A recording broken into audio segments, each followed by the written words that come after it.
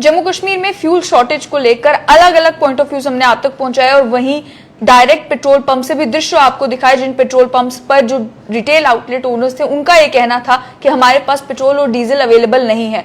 वहीं कश्मीर में ये दृश्य देखने को मिले कि लोग अपने हाथों में गैलन लेकर भीड़ जो है वो पेट्रोल पंप के ऊपर चली गई फ्यूल भरवाने के लिए। जब उनके को ये लगा कि फ्यूल की शॉर्टेज जम्मू कश्मीर में है, आने वाले समय में पता नहीं ये शॉर्टेज मीटअप हो पाएगी या नहीं हो पाएगी, तो लोगों ने पैनिक बाइंग भी शुरू कर दी। इसको लेकर डिविजनल कमिश्नर कश्मीर ने हालांकि एक स्टेटमेंट दी है जिनमें उन्होंने कहा है कि कोई शॉर्टेज कहीं पर नहीं है, लेकिन वहां लोगों का ये कहना है कि हम जब पेट्रोल पंप पर जा रहे हैं और हमें ये कहा जा रहा है कि डीजल नहीं है तो हम क्या माने कि शॉर्टेज है या नहीं। इसी सब पर क्लैरिटी लाने के लिए कि क्या फ्यूल शॉर्टेज है और क्या सभी पेट्रोल पंप्स पर आने वाले समय में फ्यूल प्रॉपर्ली एडिक्वेटली अवेलेबल होगा या नहीं होगा, इसी पर बात करने के लिए मेरे साथ state level coordinator Anjani Kumar हैं। इन्हीं से समझेंगे कि आखिर ये जो बवाल जम्मू कश्मीर में पेट्रोल और डीजल को लेकर बना, ये आखिर बना क्यों। तो अंजनी जी, सबसे पहले यही समझना चाहूंगी कि आज सिचुएशन क्या है।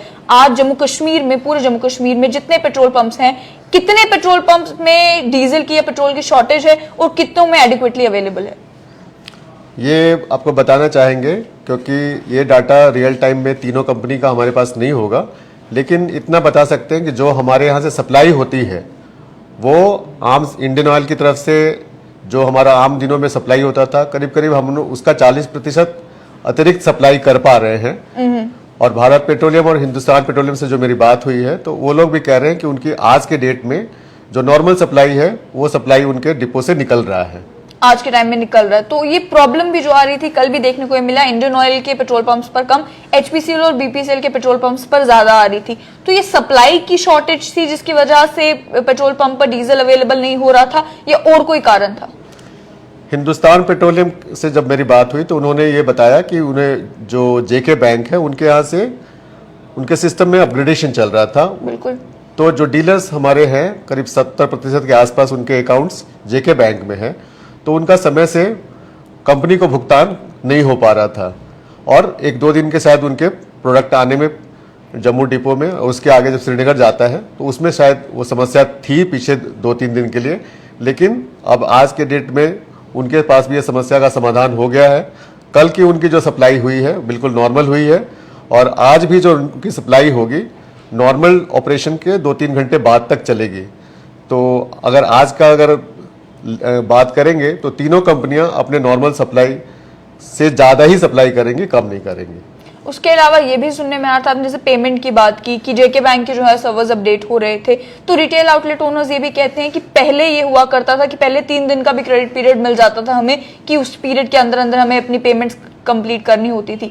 तो क्या ये एक्स्ट्राऑर्डिनरी सिचुएशन को जम्मू कश्मीर में देखते हुए कंपनीज ने भी ये माइंड नहीं बनाया कि अगर पेमेंट नहीं आ रही है 2-3 दिन तक जो है क्रेडिट पीरियड दे दिया जाए रिटेल ओनर्स को, ताकि ये फ्यूल शॉर्टेज वाली सिचुएशन ना बने? एक्चुअली एक क्या, अगर छुट्टियां होती है लगातार वो हमें पहले से पता होता है तो लोग प्लानिंग कर लेते हैं।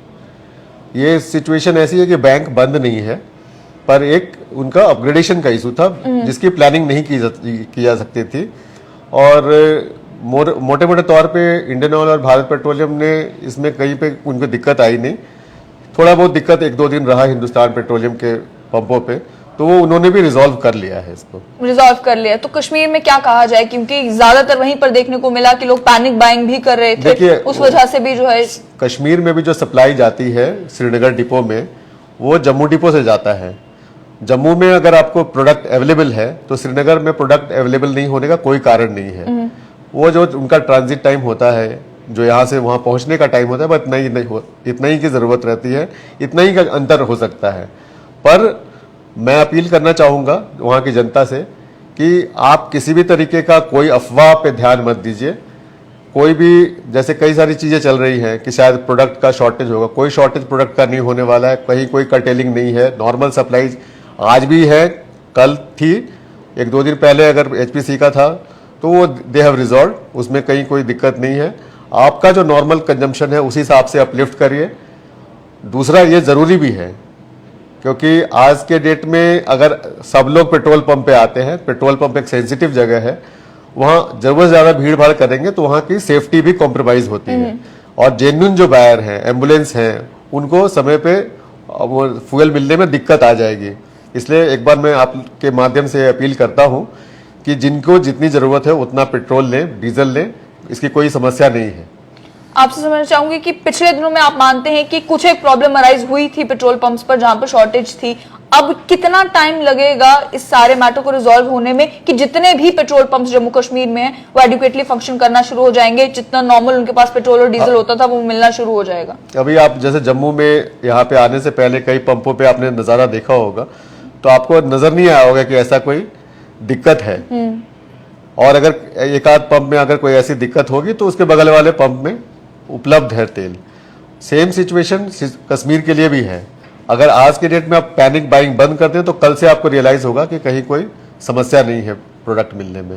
ज्यादातर प्रॉब्लम लोग भी ये कह रहे थे कि पेरिफेरल एरियाज में आ रहा है, कि जैसे गांव देहात के इलाके हैं जहां पर मुश्किल से होते ही एक या दो पंप हैं जहां की जितनी भी रिक्वायरमेंट है उसी एक पंप से मीट की जाती है। फ्लाई मंडाल वाली साइड अगर आप चले जाएं, अखनूर रोड पर आप चले जाएं, एक दो पंप्स ही हैं वहां पर, ज्यादातर एचपीसीएल के ही हैं। वहां पर जब फ्यूल खत्म हो गया तो लोगों को परेशानी आना शुरू हो गई। तो उन पेट्रोल पंप्स पर भी क्या सप्लाई जो है नॉर्मल तरीके से जा रही है? हाँ जी, वो हम लोगों ने बात की है आपस में, और हमने वैसे जहाँ पे भी स्टैंड अलोन पंप है तो हिंदुस्तान पेट्रोलियम से हमने रिक्वेस्ट किया है कि उन पंपों को आप प्रायोरिटी दे दें, क्योंकि जो क्लस्टर में जहाँ पे तीनों कंपनियां के पंप है वहाँ तो कैसे भी करके पब्लिक को मिल जाएगा, पर जहाँ स्टैंड अलोन है तो उन्होंने इसका संज्ञान लेते हुए वहाँ की सप्लाई सुचारू रूप से जारी रखी है। डिमांड को भी समझना चाहूंगी कि क्या ये पॉसिबल हुआ है कि इन 5-6 दिनों में जब से ये लोगों में बात चलेगी कि हो सकता है शॉर्टेज हो जाएगी, क्या डिमांड भी इंक्रीज हो गई है रिटेल आउटलेट्स की? उसका भी एक नतीजा है कि शॉर्टेज जो है वो क्रिएट हो गई? बिल्कुल। अभी जो नॉर्मल था, नॉर्मल जितनी डिमांड होती थी, ये जब से पैनिक का थोड़ा सिचुएशन या लोगों के थोड़ा अफवाह आ गया है, सुनने को मिला है, तब से लोग अपलिफ्टमेंट अपनी बढ़ा लिए हैं। मेरे ख्याल से ये कल से ही सिचुएशन है।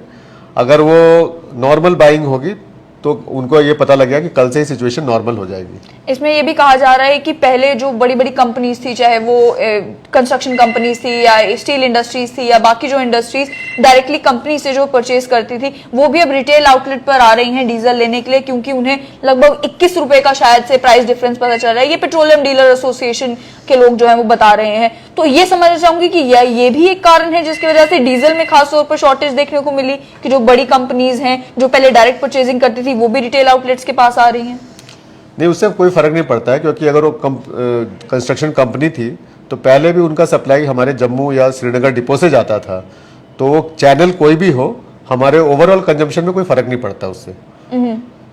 लेकिन सप्लाई जैसे डीलर्स अब ये कह रहे हैं कि रिटेल आउटलेट जो ओनर्स हैं वो ये भी कह रहे हैं कि अगर हम डिमांड भेज रहे हैं 10,000 लीटर की, हमें 10,000 लीटर की रिक्वायरमेंट है डीजल की, तो मुश्किल से हमें 4 या 5,000 लीटर मिल पा रहा है, तो सप्लाई पीछे से कम आ रही है। तो ये मैटर भी रिजॉल्व किया जा रहा है? नहीं, अगर ऑयल कंपनी की बात करें तो ऑयल कंपनी के लिए वो दोनों किटी मिला के एक ही होता था, तो हमारे लिए तो वो कोई डिमांड बढ़ने वाली सिचुएशन है नहीं वो।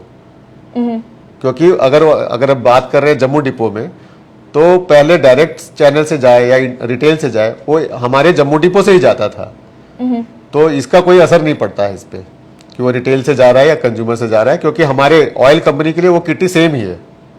तो आपका ये कहना है कि शॉर्टेज अब 1-2 दिन में जो है लोगों को रियलाइज होना शुरू हो जाएगा कि शॉर्टेज नहीं है? अगर वो आज पैनिक होना बंद कर दे, पैनिक बाइंग बंद कर दे, तो उनको इमीडिएटली रियलाइज हो जाएगा कि ऐसी कोई आवश्यकता नहीं है।